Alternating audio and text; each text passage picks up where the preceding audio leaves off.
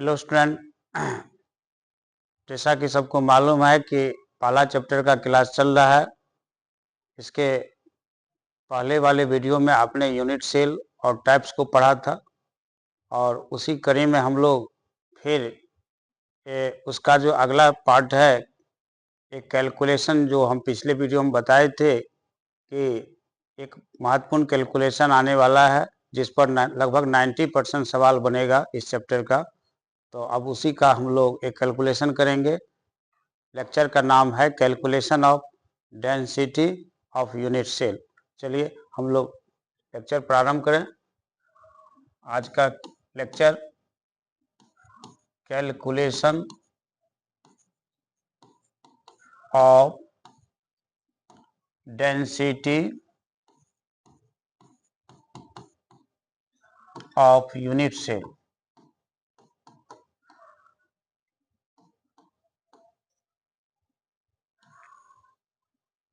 इसका हिंदी हो गया इकाई सेल के घनत्व की गणना। घनत्व की गणना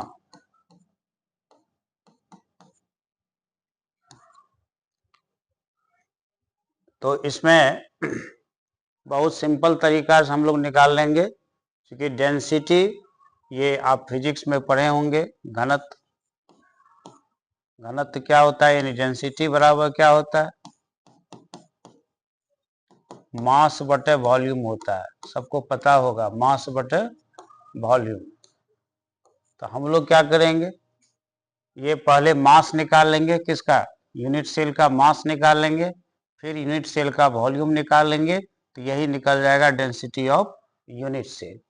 तो हम लोग एक मैंने सिंपल तरीका से हम लोग इसको निकाल लेते हैं। चलिए तो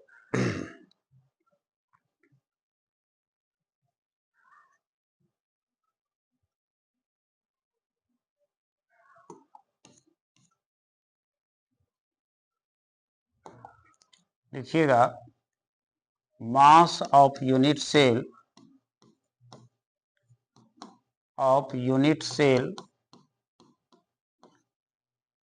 बराबर, फॉर्मूला याद रखना होगा, नंबर ऑफ एटम्स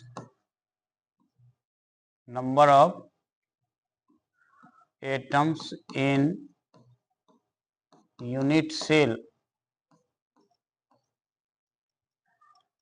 गुना, तो number of atoms in unit cell, चूंकि इसके पिछले वीडियो में आपको हमने बताया था कि आप याद कर लेंगे।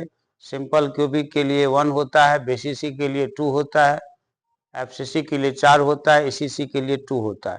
तो हमने ये भी बताया था कि कैलकुलेशन में बीसीसी और एफसीसी का ही रिफरेंस रहता है। तो बीसीसी के लिए 2 होता है, एफसीसी के लिए 4 होता है।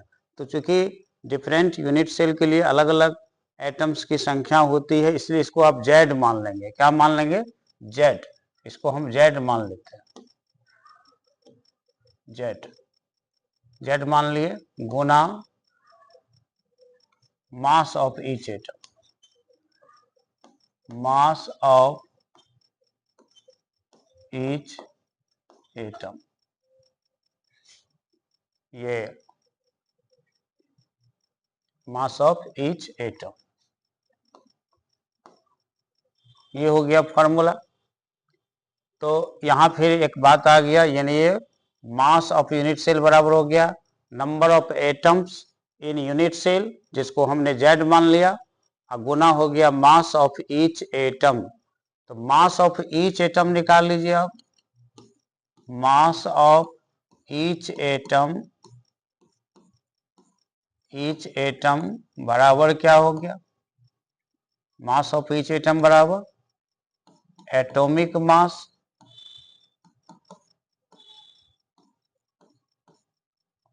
बटे एवोगैड्रो नंबर,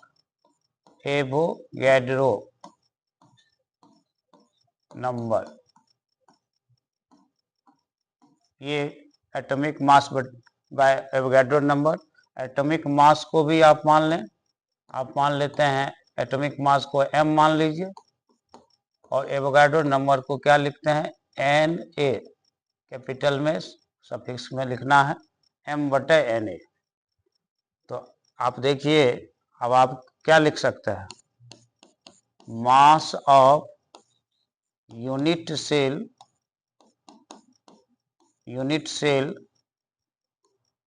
बराबर हो गया तो क्या Z गुना हो गया m/Na, जिसको आप लिख सकते हैं Zm/Na। ये हो गया, मास ऑफ यूनिट सेल निकल गया। अब आपको क्या निकाल लेना है, वॉल्यूम ऑफ यूनिट सेल निकाल लेते हैं। वॉल्यूम ऑफ यूनिट सेल, तो यूनिट सेल अभी आप पढ़े simple cubic, BCC, FCC, ECC जो भी पढ़े, आपने देखा घन था, घन के रूप में होता है ये, तो यूनिट सेल घन है, तो घन का आयतन बराबर क्या होता है, भुजा क्यू। तो इस फार्मूला का उपयोग करते हुए आप लिखेंगे इसमें ए क्यू। तो आप देखिए दोनों निकल गया आपके सामने, देखिए मास ऑफ यूनिट सेल भी निकल गया है और वॉल्यूम ऑफ यूनिट सेल भी निकल गया। अब जब ये दोनों निकल गया तो डेंसिटी तो निकल ही जाएगा, क्योंकि अभी आपको हमने क्या बताया था कि डेंसिटी बराबर क्या होता है, मास बटे वॉल्यूम होता है, मास बटे वॉल्यूम। तो डेंसिटी ऑफ यूनिट सेल क्या हो गया, डेंसिटी ऑफ यूनिट सेल बराबर क्या हो गया, मास ऑफ यूनिट सेल बटे volume of unit cell, volume of unit cell. तो डेंसिटी जैसा कि स्पेलिंग देख रहे हैं डी से शुरू होता है, तो आप स्मॉल या कैपिटल डी लिख लीजिए, डेंसिटी के लिए आप डी लिख लीजिए। और इधर हो गया मास ऑफ यूनिट सेल के लिए क्या आ गया आपका, कैलकुलेशन से आ गया है Zm/Na,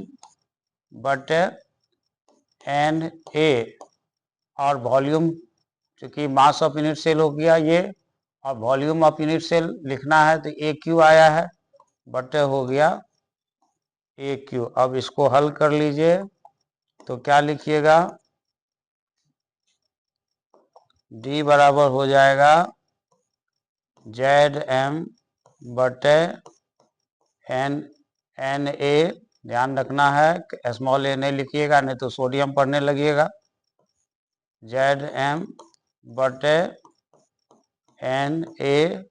गुना 1/AQ, यानी फाइनल फॉर्मूला आपको क्या मिला, डी बराबर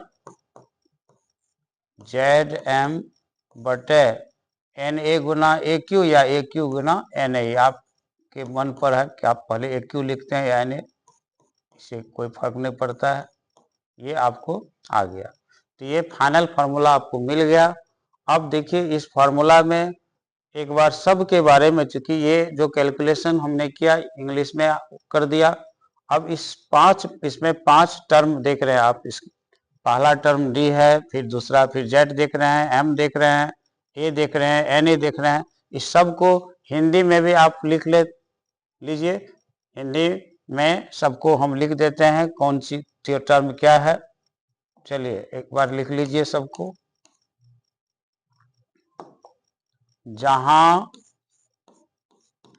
डी बराबर हो गया इकाई सेल का घनत्व, ये हो गया। जेड क्या हुआ, इकाई सेल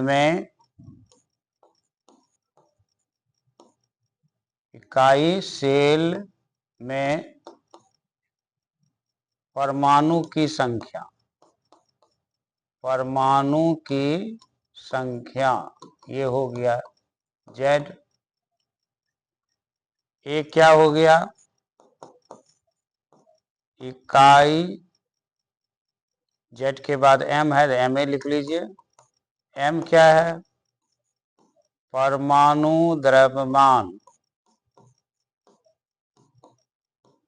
अब ए लिख लीजिए, ए क्या है, इकाई सेल के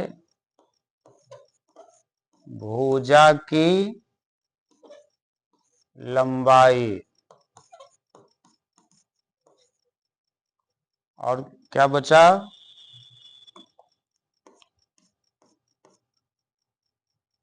एन ए। एन ए बराबर क्या हो गया, एवोगैड्रो नंबर। ये नंबर तो सबको याद रखना पड़ता है।